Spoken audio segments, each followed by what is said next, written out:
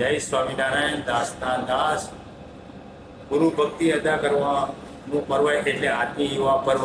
યુવા પર્વ એટલે પંચસૂત્ર તરફ નજર રાખવાનો અવસર. યુવા પર્વ એટલે પ્રભુને અને ગુરુને રાજી કરવાનો અવસર. આત્મીય યુવા પર્વ એટલે આંતરિક આનંદ પ્રાપ્ત કરવાનો અવસર. આત્મીય યુવા પર્વ એટલે પ્રભુને આગળ રાખી પગલાં ભરવાનો અવસર. દાસના દાસ પ્રેમ સ્વામી દાદાનું ભૂલકો મનવાનો અવસર.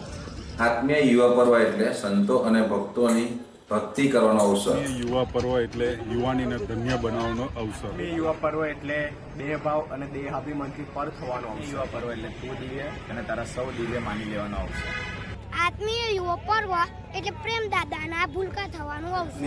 યુવા પર્વ એટલે ગુંડલા ગાવાનો અવસર. આત્મીય યુવા પર્વ એટલે અરસપરસ આત્મીય થવાનો અવસર. આત્મીય યુવા પર્વ એટલે દાસાનો દાસ થવાનો અવસર. આત્મીય યુવા પર્વ એટલે સ્વલક્ષી અને સ્વરૂપલક્ષી થવાનો અવસર. યુવા પર્વ એટલે જિંદગીનું સંભાળ લેવાનો અવસર. આત્મીય યુવા પર્વ એટલે ગુરુચરણને અર્ઘ્ય અર્પણ કરવાનો અવસર. યુવા પર્વ એટલે બ્રહ્મ પર બ્રહ્મની ભક્તિ કરવાનો અવસર. આત્મીય યુવા પર્વ એટલે પ્રભુની સત્તાનો સ્વીકાર કરવાનો અવસર. યુવા પર્વ એટલે હુંમાં તુને લઈ કરવાનો અવસર. આત્મીય યુવા પર્વ એટલે ગુરુ ઋણ અદા કરવાનો અવસર. આત્મીય યુવા પર્વ એટલે પ્રેમ સ્વામીજી સાથે દોસ્તી કરી છેલ્લો જન્મ કરવાનો અવસર. યુવા પર્વ એટલે પ્રભુ અને ગુરુના અનંત ઉપકારના દર્શન કરવાનો રૂડો અવસર. યુવા પર્વ એટલે વિષય વ્યસન અને વહેમ દૂર કરવાનો અવસર. યુવા પર્વ એટલે અક્ષરધામનો આનંદ પ્રાપ્ત કરવાનો અવસર.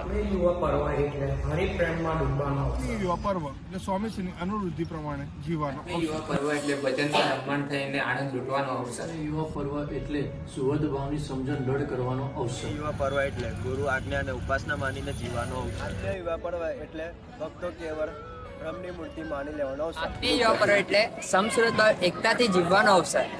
પર્વ એટલે પ્રશંસાનું પાત્ર બનવાનું અવસર. યુવા પર્વ એ હું મંદિરનો અને મંદિર મારો એ સાકાર કરવાનો અવસર.